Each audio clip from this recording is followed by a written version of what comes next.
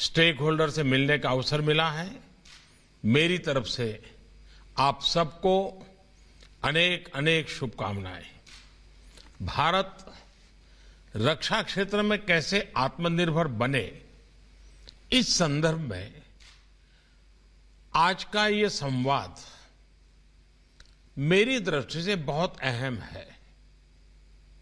Budget के बाद defence sector में क्या नई संभावनाएं बनी हैं, हमारी आगे की दिशा क्या हो, इस बारे में जानकारी और मंथन दोनों जरूरी हैं।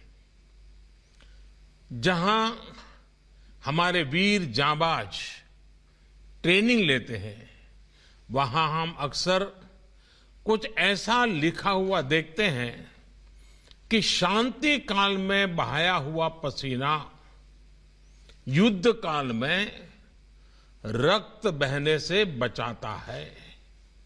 यानी शांति की प्री कंडीशन है वीरता, वीरता की प्री कंडीशन है सामर्थ्य, और सामर्थ्य की प्री कंडीशन है पहले से की गई तैयारी, और बाकी सब उसके बाद आते हैं।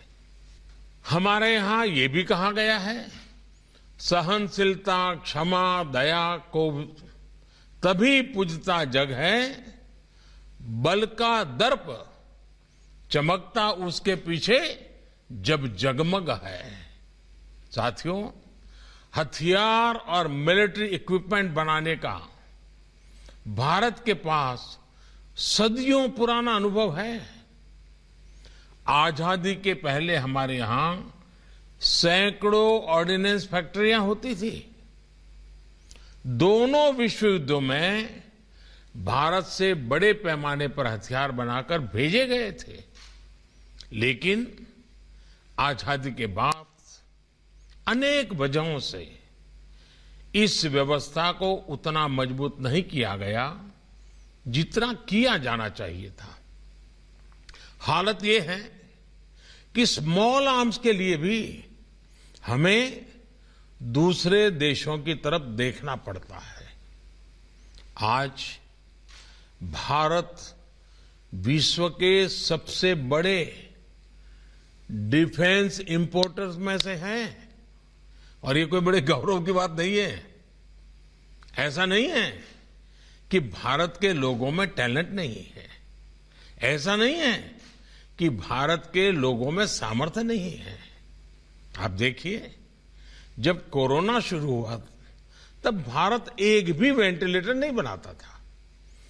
आज भारत हजारों वेंटिलेटर का निर्माण कर रहा है। मंगल तक पहुंचने की क्षमता रखने वाला भारत आधुनिक हथियार भी बना सकता था, लेकिन बाहर से हथियार मंगाना बहुत इजी वे हो गया था। और मनुष्य का स्वभाव भी ऐसा ही है कि जो सरल है वो आसानी से जो मिलता है, चलो भाई उसी रास्ते पर चल पड़ो। आप भी आज अपने घर जाकर के अगर गिनेंगे तो पाएंगे कि जाने अनजाने ऐसी कितनी ही विदेशी चीजों का आप बरसों से इस्तेमाल कर रहे हैं। डिफेंस के साथ भी ऐसा ही हुआ है। लेकिन अब आज का भारत इस स्थिति को बदलने के लिए कमर कस के काम कर रहा है। अब भारत अपनी कैपेसिटीज और कैपेबिलिटीज को तेज गति से बढ़ाने में जुटा है। एक समय था जब हमारे अपने लड़ाकू विमान तेजस को फाइलों में बंद करने की नौबत आ गई थी, लेकिन हमारी सरकार ने अपने इंजीनियरों, वैज्ञानिकों और तेजस की क्षमताओं पर भरोसा किया, और आज तेजस शान से आसमान में उड़ान भर रहा है। कुछ सप्ताह पहले ही तेजस के लिए 48,000 करोड़ रुपए का ऑर्डर दिया गया है। कितने एमएसएमई सेक्टर जो इसके साथ जुड़ेंगे, कितना बड़ा कारोबार होगा। हमारे जवानों को बुलेट प्रूफ जैकेट्स तक के लिए भी लंबा इंतजार करना पड़ता था। आज हम ना सिर्फ भारत में ही अपने लिए बुलेट प्रूफ जैकेट्स बना रहे हैं, लेकिन दूसरे देशों को भी सप्लाई करने के लिए अपनी कैपेसिटी को बढ़ा रहे हैं। साथियों, चीफ ऑफ डिफेंस स्टाफ के पद का गठन होने से procurement, process, trial and testing, उपकरणों के इंडक्शन, सर्विसेज की प्रक्रियाओं में यूनिफॉर्मिटी लाना बहुत सरल हो गया है और हमारे सभी डिफेंस फोर्स के सभी तीनों विंग के सहयोग से ये काम बहुत तेजी से आगे भी बढ़ रहा है। इस साल के बजट में सेना के आधुनिकीकरण की एक प्रतिबद्धता और मजबूत हुई है। करीब 1.5 दशक बाद डिफेंस सेक्टर में कैपिटल आउटले में 19% की बढ़ोतरी की गई है। आजादी के बाद पहली बार डिफेंस सेक्टर में प्राइवेट सेक्टर का पार्टिसिपेशन बढ़ाने पर इतना जोर दिया जा रहा है। प्राइवेट सेक्टर को आगे लाने के लिए, उनके लिए काम करना और आसान बनाने के लिए सरकार उनके ईज ऑफ डूइंग बिजनेस पर बल दे रही है। साथियों, मैं डिफेंस सेक्टर में आ रहे प्राइवेट सेक्टर की एक चिंता भी समझता हूं। अर्थव्यवस्था के अन्य सेक्टर्स के मुकाबले डिफेंस सेक्टर में सरकार का दखल कई गुना ज्यादा है। सरकार ही एकमात्र बायर है, सरकार स्वयं मैन्युफैक्चरर भी है और सरकार की अनुमति के बिना एक्सपोर्ट करना भी मुश्किल है। और यह स्वाभाविक भी है क्योंकि यह सेक्टर नेशनल सिक्योरिटी से जुड़ा हुआ है। लेकिन साथ ही प्राइवेट सेक्टर की साझेदारी के बिना 21वीं सदी का डिफेंस मैन्युफैक्चरिंग इकोसिस्टम खड़ा नहीं हो सकता। यह भी मैं तो भली भांति समझता हूं और अब सरकार के सभी अंग भी समझ रहे हैं। और इसलिए आपने देखा होगा कि 2014 से ही हमारा प्रयास रहा है कि ट्रांसपेरेंसी, प्रेडिक्टेबिलिटी और ईज ऑफ डूइंग बिजनेस के साथ हम इस सेक्टर में लगातार एक के बाद एक कदम उठाते हुए आगे बढ़ रहे हैं। Delicensing, deregulation, export promotion, foreign investment liberalisation, ऐसे अनेक उपायों के साथ हमने इस सेक्टर में एक के बाद एक मजबूत कदम उठाए हैं। और मैं ये भी कहूंगा कि मुझे इन सारे प्रयासों के लिए सबसे ज्यादा सहयोग, सबसे ज्यादा मदद यूनिफॉर्म फोर्सेस की लीडरशिप से मिली है। वे भी एक प्रकार से इस बात को बल दे रहे हैं, इस बात को आगे बढ़ा रहे हैं। साथियों, जब डिफेंस फोर्स का यूनिफॉर्म पहना हुआ व्यक्ति वो जब इस बात को कहता है ना, तब उसकी ताकत बहुत बढ़ जाती है। क्योंकि जो यूनिफॉर्म पहन करके खड़ा है उसके लिए तो जीवन और मृत्यु का जंग होता है। वो अपना जीवन संकट में डालकर देश की रक्षा करता हो और वो जब आत्मनिर्भर भारत के लिए आगे आया हो तो कितना सकारात्मक और उत्साह से भरा हुआ वातावरण होगा, इसकी आप भली भांति कल्पना कर सकते हैं। आप ये भी जानते हैं कि भारत ने डिफेंस से जुड़े ऐसे 100 महत्वपूर्ण डिफेंस आइटम्स की लिस्ट बनाई है जिसे नेगेटिव लिस्ट कहते हैं, जिन्हें हम अपनी स्थानीय इंडस्ट्री की मदद से मैन्युफैक्चर कर सकते हैं।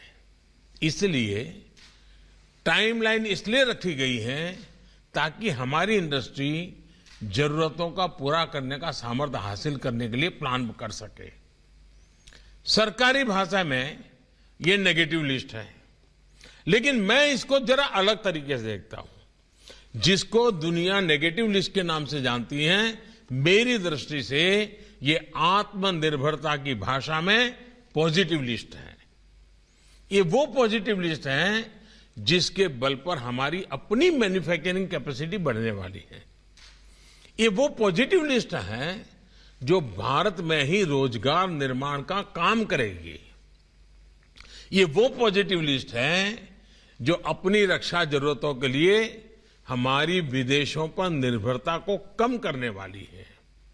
ये वो पॉजिटिव लिस्ट है जिसकी वजह से भारत में बने प्रोडक्ट्स की भारत में बिकने की गारंटी भी है। और ये वो चीजें हैं जो भारत की आवश्यकता के अनुसार, हमारे क्लाइमेट के अनुसार, हमारे लोगों के स्वभाव के अनुसार निरंतर इनोवेशन होने की संभावना इसके अंदर अपने आप समाहित है। चाहे हमारी सेना हो या फिर हमारा आर्थिक भविष्य, ये हमारे लिए एक प्रकार से पॉजिटिव लिस्ट ही है, और वो आपके लिए तो सबसे ज्यादा पॉजिटिव है। और मैं आज इस बैठक में आप सभी को ये भरोसा देता हूं कि डिफेंस सेक्टर से जुड़ा हर वो सामान जिसे डिजाइन करने, जिसे बनाने का सामर्थ्य देश में है, किसी सरकारी या प्राइवेट कंपनी में है, वो बाहर से लाने की अप्रोच नहीं रखी जाएगी। आपने देखा होगा रक्षा के कैपिटल बजट में भी डोमेस्टिक प्रोक्योरमेंट के लिए एक हिस्सा रिजर्व कर दिया गया है। ये भी हमारा एक नया इनिशिएटिव है। ये प्राइवेट सेक्टर से आग्रह करूंगा कि मैन्युफैक्चरिंग के साथ साथ डिजाइन और डेवलपमेंट में भी आप आगे आएं। भारत का विश्व भर में परचम लहराएं, मौका है, जाने मत दीजिए। इंडिजीनियस डिजाइन और डेवलपमेंट के क्षेत्र में डीआरडीओ का अनुभव भी देश के प्राइवेट सेक्टर को लेना चाहिए। इसमें नियम कायदे आड़े न आए, इसके लिए डीआरडीओ में बहुत तेजी से रिफॉर्म भी किए जा रहे हैं। अब प्रोजेक्ट्स की शुरुआत में ही प्राइवेट सेक्टर को शामिल कर लिया जाएगा। साथियों, दुनिया के अनेक छोटे छोटे देश पहले कभी अपनी सुरक्षा के लिए इतनी चिंता नहीं करते थे, लेकिन बदलते हुए वैश्विक माहौल ने, नई चुनौतियां सामने आने के कारण अब ऐसे छोटे छोटे देशों को भी अपनी सुरक्षा के लिए चिंता करनी पड़ रही है। सुरक्षा उनके लिए भी एक बहुत बड़ा महत्वपूर्ण विषय बनता जा रहा है। ये बहुत स्वाभाविक है। ऐसे छोटे और गरीब देश अपनी सुरक्षा जरूरतों के लिए स्वाभाविक रूप से भारत की तरफ देखेंगे, क्योंकि हम लो कॉस्ट मैन्युफैक्चरिंग की ताकत रखते हैं, हम क्वालिटी प्रोडक्ट की ताकत रखते हैं। सिर्फ आगे बढ़ने की जरूरत है। इन देशों की सहायता करने में भी भारत की बड़ी भूमिका है। भारत के विकसित होते डिफेंस सेक्टर की बहुत बड़ी भूमिका भी है, बहुत बड़े अवसर भी है। आज हम 40 से ज्यादा देशों को डिफेंस का सामान निर्यात कर रहे हैं। इंपोर्ट पर निर्भर देश की पहचान से बाहर निकलकर हमें दुनिया के अग्रणी डिफेंस एक्सपोर्टर के रूप में अपनी पहचान बनानी है और आपको साथ लेकर के इस पहचान को मजबूत करना है। हमें यह भी ध्यान रखना है कि एक हेल्दी डिफेंस मैन्युफैक्चरिंग इकोसिस्टम के लिए बड़े उद्योगों के साथ ही छोटी और मध्यम मैन्युफैक्चरिंग यूनिट्स भी बहुत जरूरी है। उसका पूरा जाल बिछाना पड़ता है। हमारे स्टार्टअप्स बदलते समय के साथ तेजी से बदलाव करने के लिए जरूरी इनोवेशन हमें दे रहे हैं। हमारी रक्षा तैयारियों में हमें आगे रख रहे हैं। एमएसएमईज तो पूरे मैन्युफैक्चरिंग सेक्टर के लिए रीढ़ का काम करती है। आज जो रिफॉर्म्स हो रहे हैं उससे एमएसएमईज को ज्यादा आजादी मिल रही है, उनको एक्सपांड करने के लिए प्रोत्साहन मिल रहा है। ये एमएसएमईज मीडियम हो या बड़ी मैन्युफैक्चरिंग यूनिट हो, हर कोई एक दूसरे को मदद करते हैं, जो पूरे इकोसिस्टम में फायर पावर ऐड करते हैं। ये नई सोच और नई अप्रोच हमारे देश के नौजवानों के लिए भी बहुत अहम है। आईडेक्स जैसे प्लेटफॉर्म हमारी स्टार्टअप कंपनीज और युवा एंटरप्रेन्योर्स को इस दिशा में प्रोत्साहित कर रही हैं। देश में आज जो डिफेंस कॉरिडोर बनाए जा रहे हैं वो भी स्थानीय उद्यमियों, लोकल मैन्युफैक्चरिंग को मदद करेंगे। यानी आज हमारे डिफेंस सेक्टर में आत्मनिर्भरता को हमें जवान भी और नौजवान भी, इन दोनों मोर्चों के सशक्तिकरण के रूप में देखना होगा।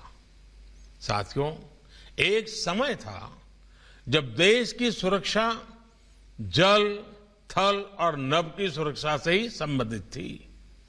अब सुरक्षा का दायरा जीवन के हर क्षेत्र से जुड़ गया है और इसकी बहुत बड़ी वजह आतंकवाद जैसे हथकंडे हैं। इसी तरह साइबर अटैक एक ऐसा नया मोर्चा खुल गया है जिसने सुरक्षा का पूरा आयाम ही बदल दिया है। एक जमाना था जब सुरक्षा के लिए बड़े बड़े हथियार मंगाने होते थे। अब एक छोटे से कमरे में छोटे से कंप्यूटर से भी देश की सुरक्षा का एक पहलू संभालना पड़े, ऐसी स्थिति बन चुकी है। और इसलिए हमें परंपरागत डिफेंस आइटम के साथ ही 21वीं सदी की टेक्नोलॉजी और उस टेक्नोलॉजी ड्रिवेन आवश्यकताओं को देखते हुए ही हमें एक फ्यूचरिस्टिक विजन के साथ काम करना होगा और इन्वेस्टमेंट अभी करना होगा। इसलिए आज ये भी जरूरी है कि हमारे उच्च शिक्षा वाले संस्थानों में, रिसर्च इंस्टीट्यूट्स में, यूनिवर्सिटीज में, हमारे एकेडमिक वर्ल्ड में डिफेंस से जुड़े, डिफेंस स्किल से जुड़े कोर्सेज पर भी skill development, human resource development, इस पर भी ध्यान देना पड़ेगा। रिसर्च और इनोवेशन पर भी ध्यान देना पड़ेगा। इन कोर्सेज को भारत की आवश्यकता के मुताबिक डिजाइन करना समय की मांग है। इसलिए परंपरागत डिफेंस के लिए जैसे एक यूनिफॉर्म वाला फौजी होता है, वैसे ही हमें एकेडमिक वर्ल्ड वाले, रिसर्च करने वाले, सुरक्षा एक्सपर्ट को भी देखना होगा। हमें इस आवश्यकता को समझते हुए भी कदम उठाने होंगे। मुझे उम्मीद है अब आप लोग इस दिशा में भी आगे बढ़ेंगे। साथियों, मैं रक्षा मंत्रालय और आप सभी से अनुरोध करूंगा कि आज की चर्चा के आधार पर एक टाइम बाउंड एक्शन प्लान और एक परफेक्ट रोड मैप बनाया जाए और उसे सरकार और प्राइवेट दोनों की भागीदारी से इंप्लीमेंट किया जाए।